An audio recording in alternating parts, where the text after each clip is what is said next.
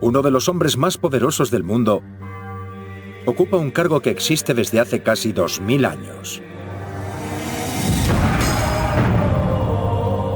Aunque el mundo cambie y la fe evolucione, su autoridad perdura. Lo que comenzó con un apóstol se ha convertido en 1.200 millones de fieles seguidores de un hombre. Él es la cabeza de la Iglesia Católica, el Papa. Y esta es su historia de poder.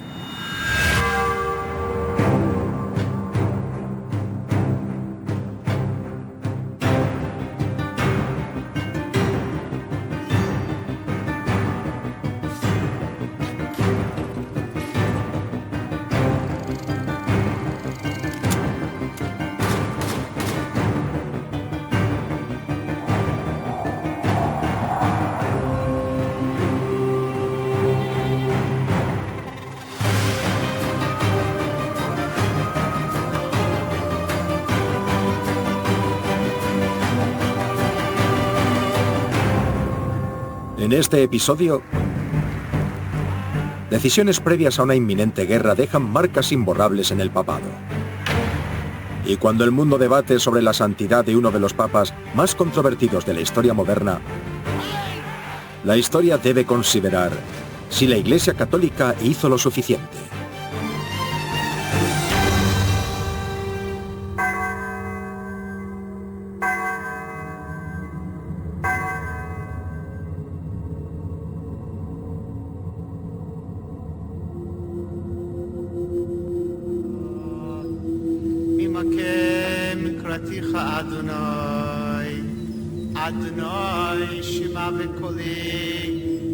El Papa Francisco es el tercer papa que visita un campo de exterminio nazi. El 29 de julio de 2016, hace una visita histórica a Auschwitz-Birkenau, en Polonia.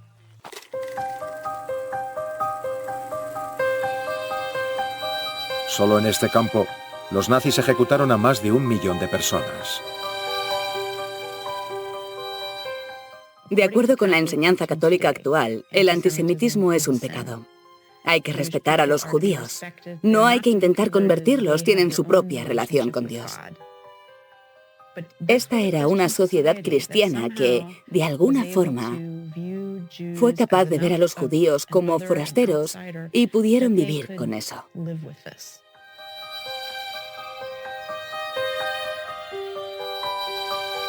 La visita del Papa Francisco a Auschwitz sumerge al papado en una época horrorosa de la historia del mundo y de la Iglesia.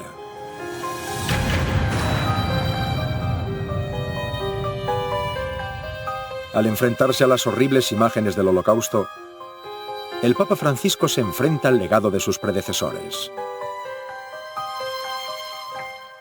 La cuestión no es qué pensamos que hizo el Papa durante la Segunda Guerra Mundial y el Holocausto, sino qué debería haber hecho.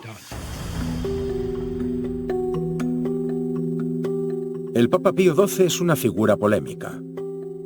Muchos elogian su valentía ante el fascismo, y otros piensan que podía haber hecho más. Hay una polémica intención de canonizar a Pío XII para convertirlo en santo. Creo que el quid de la cuestión es si las decisiones del Papa, en mitad de una de las mayores tragedias de la historia, son las que tomaría el vicario de Cristo, son las que tomaría un santo. La controversia que rodea a Pío XII comienza mucho antes de que llegue a ser papa. Desde 1917 a 1929, Eugenio Pacelli, el futuro Papa Pío XII, trabaja como embajador del Papa en Alemania. Pacelli fue instado por el Vaticano a que fuese a Alemania para acabar con la Primera Guerra Mundial. Él no puso fin a la guerra, pero se quedó en Alemania. Ayudó a los desplazados y a los heridos. Después volvieron los soldados.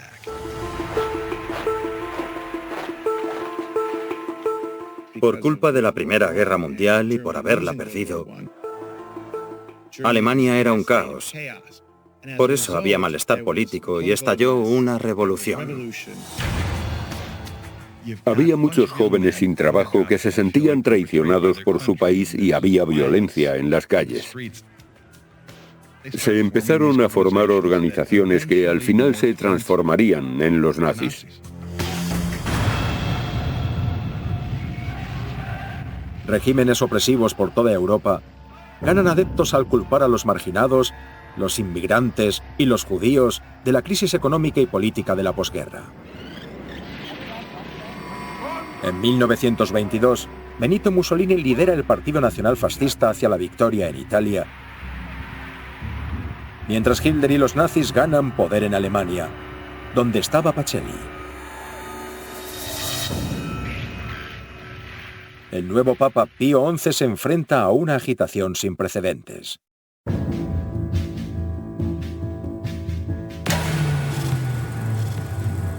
Pío XI fue un papa interesante. Era diplomático, tenía experiencia en política internacional y vio la maldad del nazismo. El partido nazi se opone firmemente a la religión, lo que pone en el punto de mira a judíos y católicos. Alarmado por lo que está ocurriendo en Alemania, Pío XI le pide a Pacelli que sea sus ojos y oídos allí. Hitler está en Múnich al mismo tiempo que lo está el futuro Papa Pío XII. Ve cómo Hitler va ganando poder e informa a Roma de lo que está ocurriendo.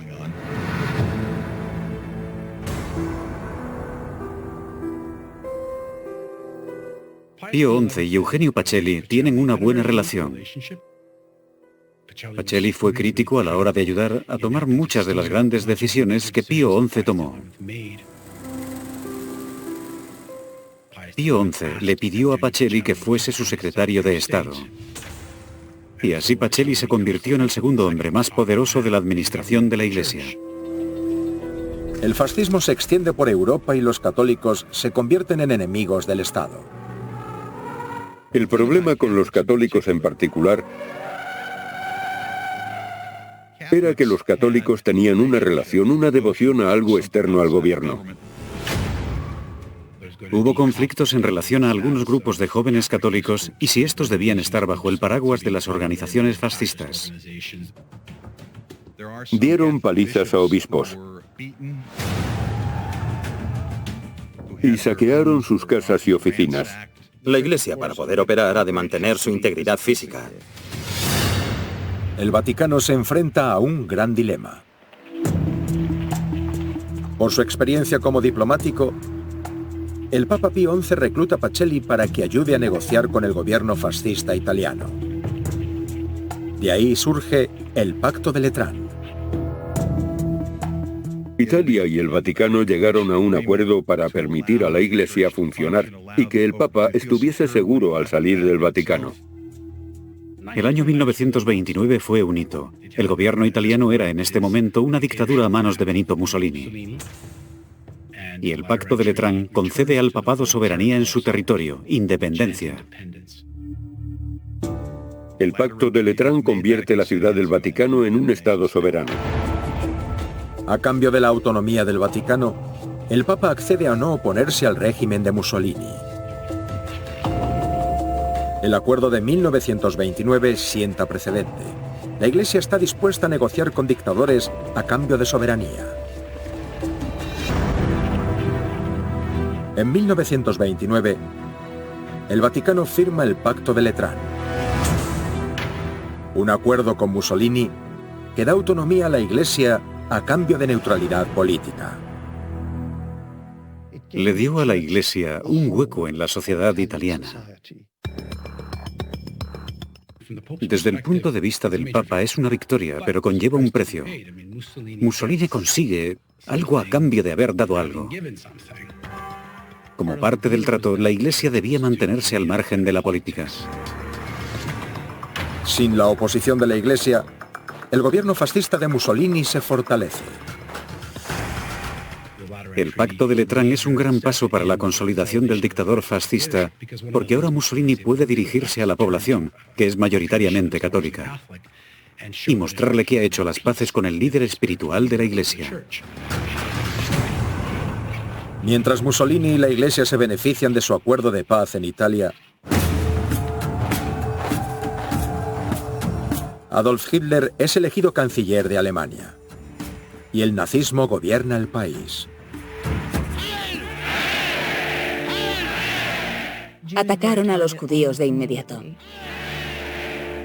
El 30 de enero, Adolf Hitler se convierte en canciller de Alemania y la primera ley antijudíos se aprueba el 1 de abril.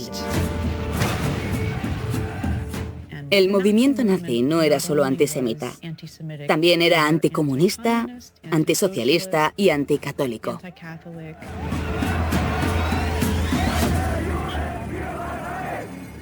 Los católicos, de repente, no pueden reunirse en sus organizaciones de jóvenes sin luchar contra las juventudes hitlerianas. Expropiaron sus escuelas.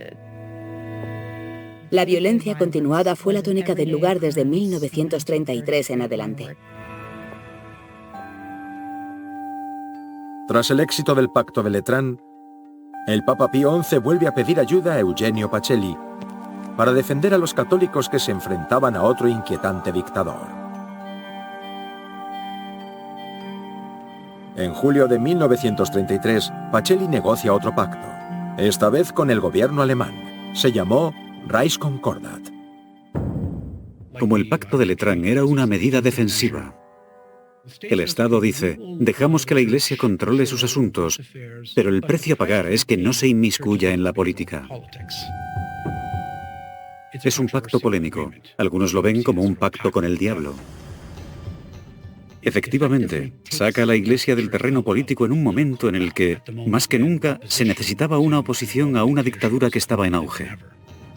Retrocedieron en lugar de enfrentarse al mal. Aunque el Reichskonkordat impedía que el Vaticano se enfrentase a Hitler, muchos católicos alemanes se negaban a callar. Una mujer de Düsseldorf le escribe a Pío XI y le dice: cada día veo cómo dan palizas a los niños en los barrios judíos. ¿Cómo podemos ser buenos católicos cuando esto está pasando a nuestro alrededor? A pesar de lo acordado, los nazis siguen interfiriendo en la vida de los católicos. Siguen arrestando a monjas y curas. Y Hitler aprueba leyes de esterilización, lo que está en contra de la doctrina católica. Porque Hitler no era un hombre en quien confiar y nunca se debería haber hecho un trato con él. Aún así, el Vaticano no se desvía. Tenemos un acuerdo, tenemos un acuerdo, tenemos un acuerdo. Así la opresión a la Iglesia continuó. Y fue a peor. Infinitamente peor. A medida que pasan los años 30, la dictadura de Hitler se vuelve más y más violenta. Se aprueba una retahíla de leyes antijudíos que incluían el boicot a los negocios judíos. A los enemigos del Estado, incluidos los curas católicos, se les lleva a campos de trabajos forzados.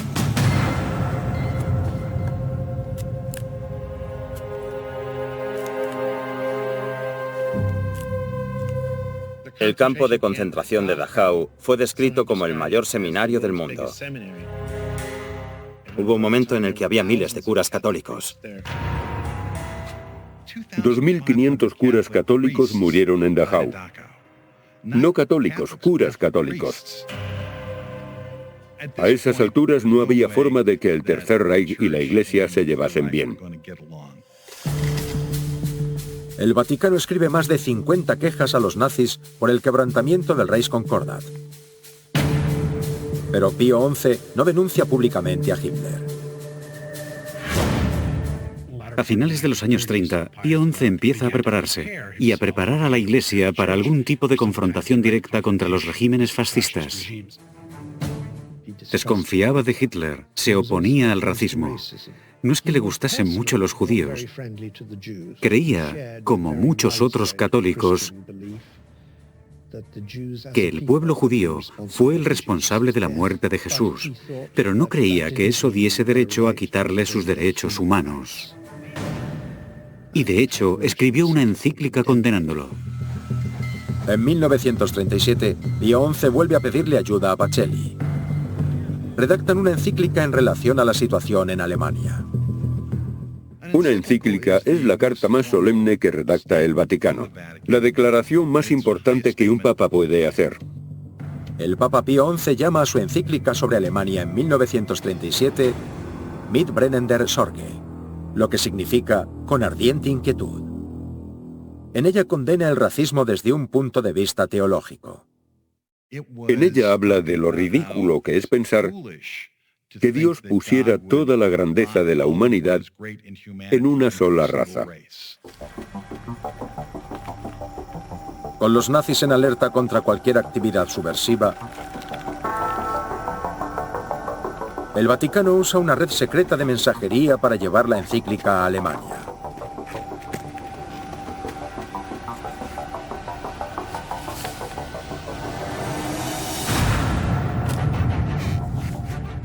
Se leyó en las iglesias católicas de toda Alemania el Domingo de Ramos. Fue la única vez que en toda Alemania se escuchó una denuncia al régimen en la iglesia. Fue un acto muy valiente. Sin embargo, el riesgo está medido. Aunque la encíclica denuncia el racismo, no menciona a Hitler ni al partido nazi. Es un documento del estilo de Pacelli. Él es consciente de la necesidad y del deseo de mantener una relación diplomática. Es una declaración doctrinal que carece del impacto político que requería el momento. A pesar de su ambiguo lenguaje, Hitler manda a la Gestapo a las iglesias para confiscar el documento. Quien la tuviese, leyese, imprimiese o copiase sería arrestado, apaleado o despojado de sus propiedades. Hitler se aprovechaba del miedo a las represalias. En 1938, el régimen de Hitler se extiende hacia Austria.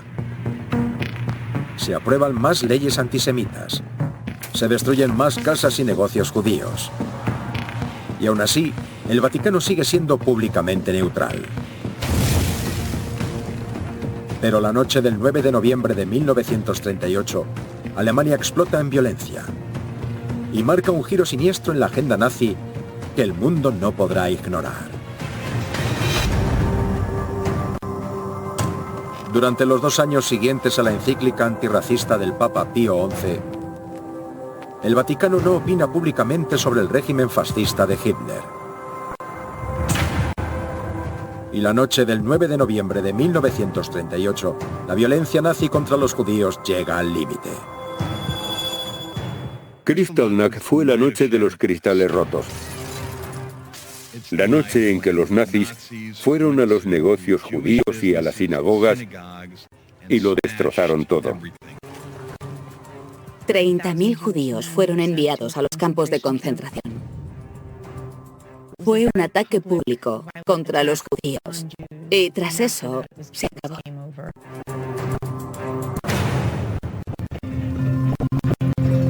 Obispos de toda Europa escribieron al secretario de Estado del Vaticano, Eugenio Pacelli, pidiendo una respuesta a la violencia en Alemania. El líder de la Iglesia Católica en Inglaterra escribió a Pacelli y le dijo: tenemos que dejar claro que esto es terrorismo nazi contra los judíos. ¿Puede hacer una declaración? Y Pacelli le contestó: bueno, es un asunto delicado y lo único que debemos hacer es una declaración general de amor y misericordia para todos, de forma universal.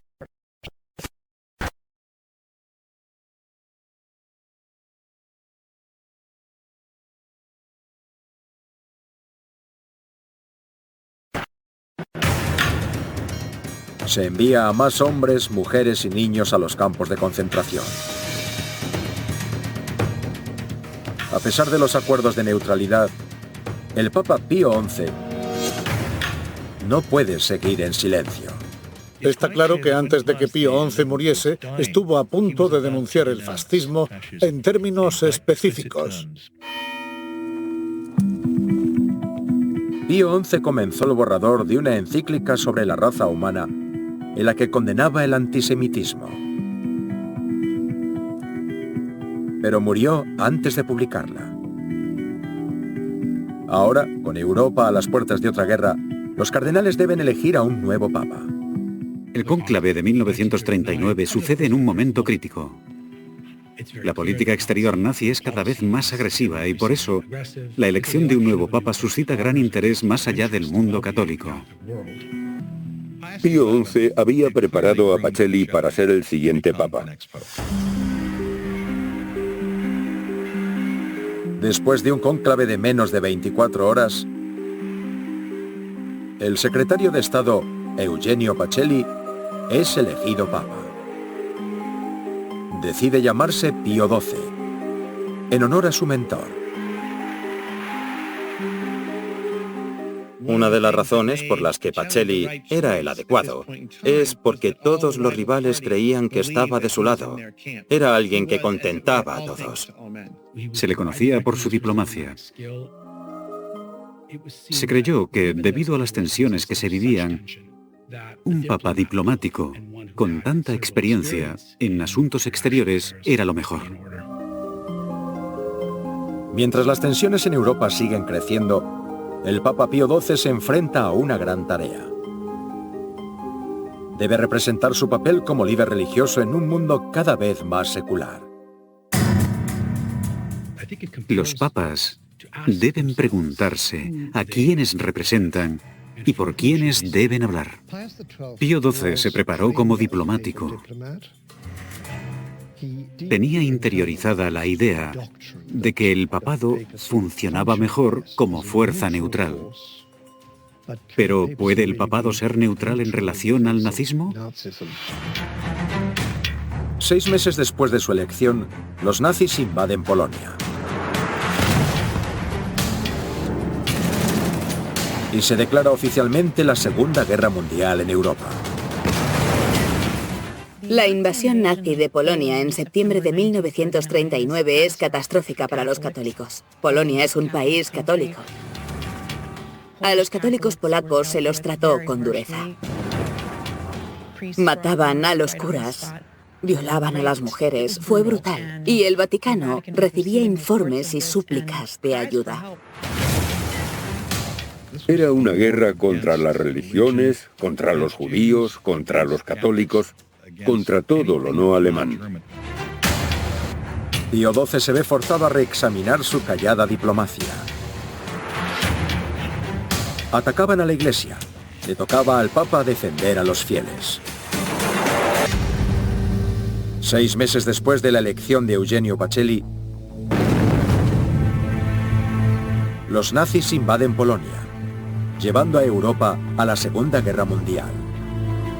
A pesar de la presión de los aliados, incluyendo al presidente Roosevelt, las declaraciones de Pío XII siguen siendo muy medidas y neutrales. Mientras tanto, los planes de Hitler siguen aumentando en alcance y terror.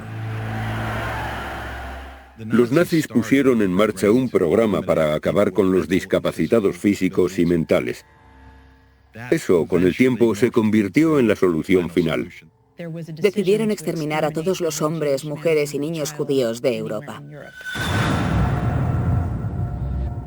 En los años 30, los nazis enviaron a judíos, a católicos confesos, a comunistas y a discapacitados a campos de concentración. Pero en 1940, Hitler abre Auschwitz-Birkenau, el primero y el más letal de los que serán 8 campos de exterminio. Campos diseñados para realizar sistemáticos asesinatos en masa de judíos. Al final de la guerra, habían muerto más de 1 millón de judíos solo en Auschwitz. Noticias, cartas y telegramas sobre lo que el régimen nazi estaba haciendo iban y venían del Vaticano a centenares por día. Muchas de sus fuentes más fiables le están diciendo que los nazis están enzarzados en una campaña cruel y sin igual contra los judíos. recibió una nota de un capellán militar que decía: los judíos, punto. Una situación espantosa, punto. En el año 1942. El Vaticano sabía bien qué estaba pasando. Nadie estaba tan bien informado como el Vaticano. Mientras las horrendas imágenes de Alemania y Polonia se difunden por el mundo, los devotos acuden al Papa. Pero al diplomático Pío XII le preocupa que sus palabras provoquen más violencia contra los católicos. Si Pío XII hablaba, ¿empeoraría la situación para los católicos polacos? Bueno, era muy difícil empeorar la situación de los católicos polacos. Como él mismo dijo, tengo que cuidar lo que digo, porque no quiero causar un mal mayor. Pero hacía lo que podía. Y un ejemplo de cómo se enfrentó Pío XII a esto fue en el discurso de Navidad de 1942. Questo voto l'umanità lo deve agli innumerevoli morti che giacciono sepolti nei campi di guerra. Il sacrificio della loro vita nel compimento del loro dovere è l'olocausto. En su discurso de Navidad, emitido por radio desde el Vaticano, el Papa Pío XII hace una de sus pocas declaraciones públicas sobre la guerra. En ella habla sobre los derechos humanos y de nuevo del racismo. Pero no menciona a Hitler, los nazis o los judíos de forma explícita. Hizo unas declaraciones muy generalizadas sobre los derechos humanos que pensaba que era lo único que debía decir sobre los judíos. En conclusión, incluso tras la violencia hacia los judíos, la decisión de Roma fue: no vamos a mencionar a los nazis ni a los judíos. Hablaremos del amor y la caridad en general. Es otra oportunidad que pierden, y una importante. Le preocupan las consecuencias por hablar. Me pregunto si alguna vez pensó en las consecuencias por no hablar. A pesar de la neutralidad de Pío XII, la marcha de Hitler hacia la conquista mundial llega a las puertas del Papa. En septiembre de 1943, Hitler invade Roma. El Papa creía que tenía un acuerdo vigente, así que no pensó que esto pudiese pasar. Pero capturaron a unos 2.000 judíos. El día en que los capturaron, el Papa dijo que no quería salir y condenar explícitamente el comportamiento nazi. Es una forma velada de hacerlo, pero diciendo que no quiere hacerlo. Se juega a ser públicamente condenado, lo que nos dice que, de hecho, él y los suyos sabían el poder y el valor que tenía el Papa. Y que de forma repetida y constante, aunque estuviesen capturando a gente, él se niega a pronunciarse claramente.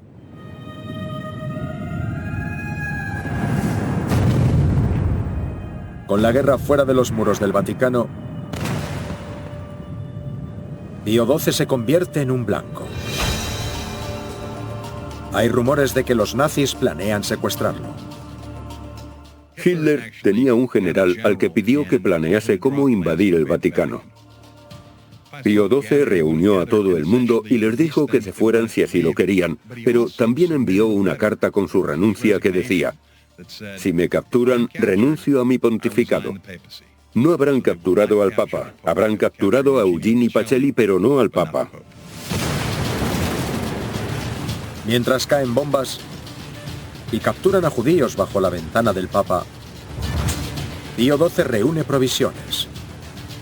Sus esfuerzos diplomáticos han fallado y el Vaticano está en el punto de mira de los nazis. En septiembre de 1943, las tropas nazis invaden Roma. Se teme un inminente ataque al Vaticano y más de 2.000 judíos romanos son capturados y enviados a campos de exterminio. Se quedaban en la Universidad Militar de Roma, muy cerca de la Basílica de San Pedro.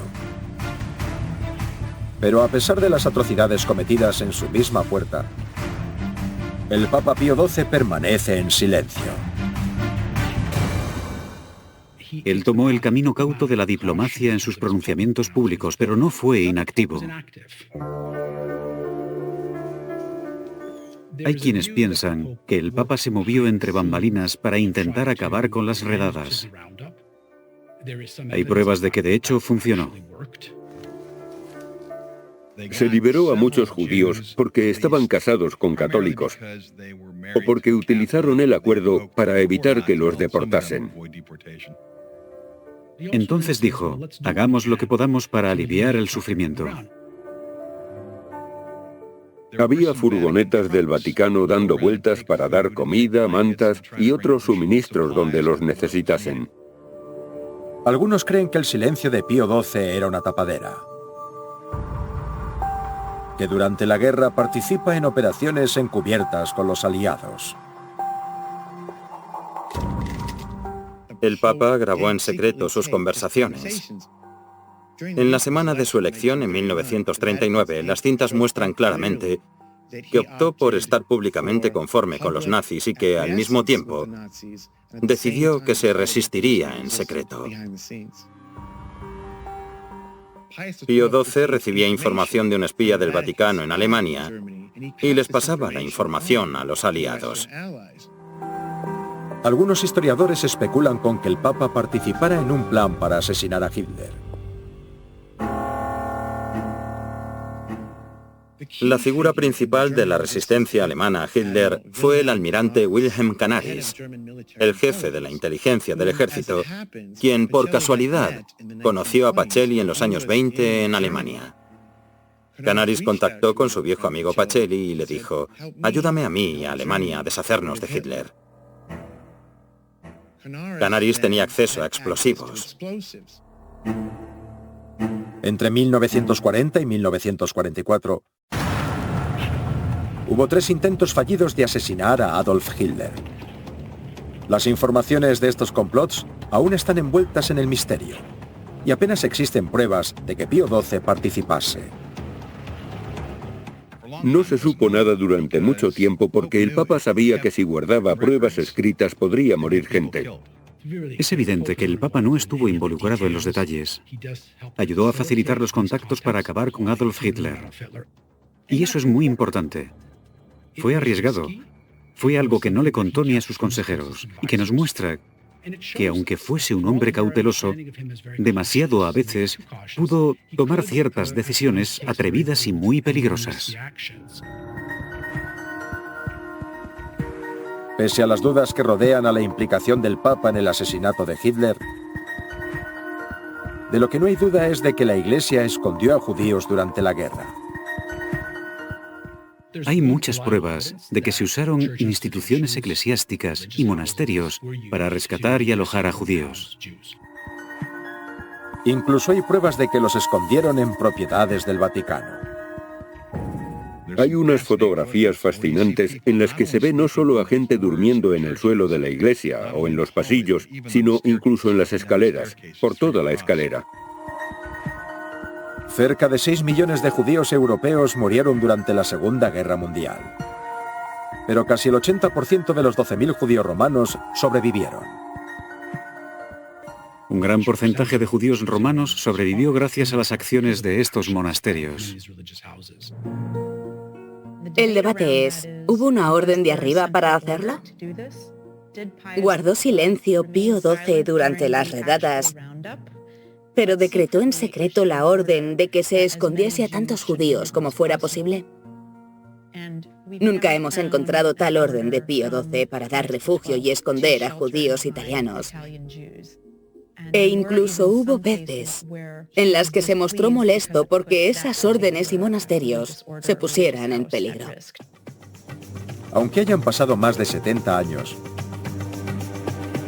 el pontificado de Pío XII sigue envuelto en el misterio. ¿Quién era? ¿Merece ser llamado santo?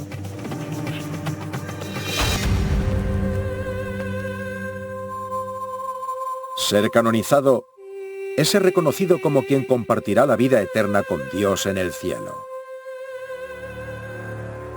En los últimos 1000 años, solo 7 papas han sido canonizados. Tras gobernar durante casi 2 décadas, muchos católicos ven a Pío XII como un líder religioso productivo, responsable de dar forma a la Iglesia moderna. Pero para canonizar a un papa en tiempos de guerra, debemos considerar la divinidad de sus actos en una de las épocas más turbulentas de la historia. La cuestión es si ser tan diplomático salvó vidas. Los que así lo creen, lo ven como un argumento para canonizarlo.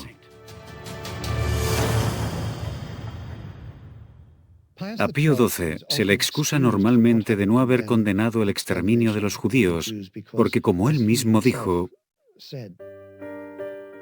si lo hubiese hecho, no habría mejorado nada y podría haber empeorado las cosas.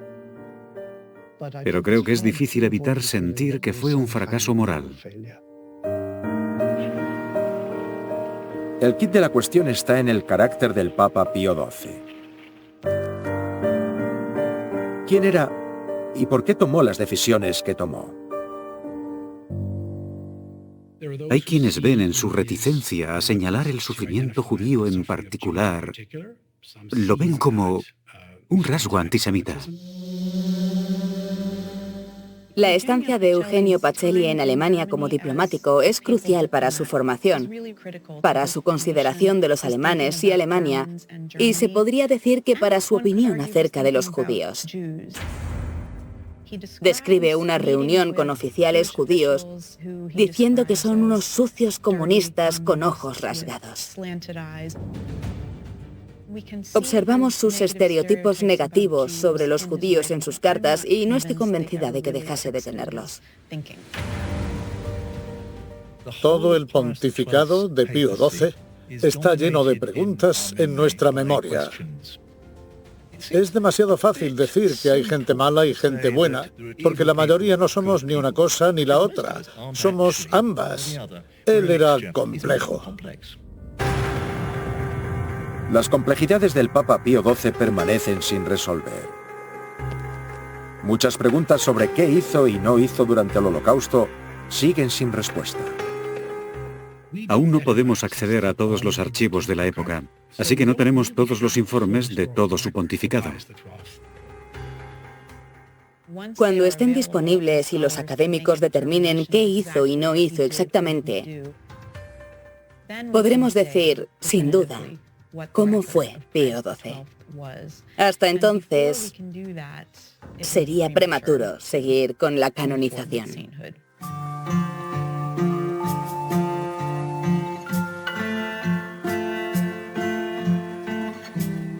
Hasta no tener todos los documentos, solo podemos especular. Opiniones de ambas partes influyen en el debate sobre la canonización de una figura histórica muy controvertida. Si lo que quiso fue proteger su propia iglesia y a los de su iglesia, a pesar del Holocausto, esa decisión tuvo consecuencias. Creo que Pío XII fue una persona que cometió errores y que quizá no tomó la decisión adecuada en esto. Y quizá eso sea una lección para la Iglesia, el comprender que a veces no tomamos la decisión adecuada y necesitamos expiarnos, corregirnos y hacerlo mejor en el futuro.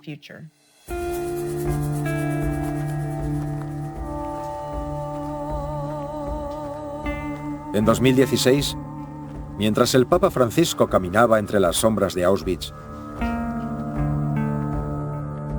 tuvo que enfrentarse al legado de sus predecesores. Rezó por los errores que había heredado y porque la Iglesia aprendiese de ellos.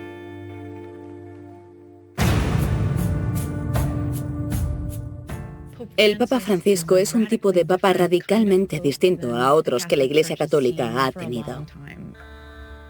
Su ley es el amor, ya está. Ama a tu prójimo y si lo haces, entonces eres un buen católico. Los papas de hoy se involucran en la política. Se reúnen con líderes mundiales y se oponen firmemente a las atrocidades e injusticias. Juan Pablo II trabajó incansablemente para terminar con el comunismo y para ayudar a África con sus secuelas tras el colonialismo y el apartheid. El Papa Francisco continúa ese valiente legado, aboga por los derechos humanos y lucha sin miedo por los derechos de los oprimidos. Francisco y Juan Pablo II nos han conmovido de manera significativa. Han abierto una puerta. Ahora, el Vaticano es uno más en la política mundial, particularmente en los asuntos humanitarios, y eso es algo muy importante para la Iglesia. Durante la Segunda Guerra Mundial había esa sensación de que la Iglesia era distinta al mundo, de que el Papa estaba aislado. Soy una católica practicante que lleva trabajando 17 años en el Museo del Holocausto y soy historiadora. Así que es difícil mirar de forma objetiva un documento en el que un católico ucraniano coge a un niño judío por el cuello y le dispara mientras su madre lo ve. Y luego ir a la iglesia el domingo siguiente. Ver que los católicos tienen la capacidad de dejar su fe a un lado y formar parte del Holocausto que destruyó a 6 millones de familias y que hoy en día esas familias siguen viniendo al museo porque cala en las generaciones, te hace preguntarte, ¿para qué sirve mi fe? ¿En serio? ¿Para qué sirve tener a un papa que lidera una iglesia donde el amor y la misericordia no es lo más importante? Te hace dudar.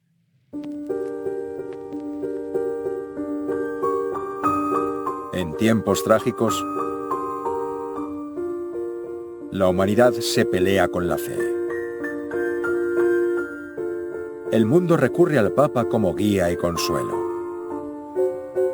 Y en los momentos más oscuros, las lecciones del pasado deben iluminar su camino.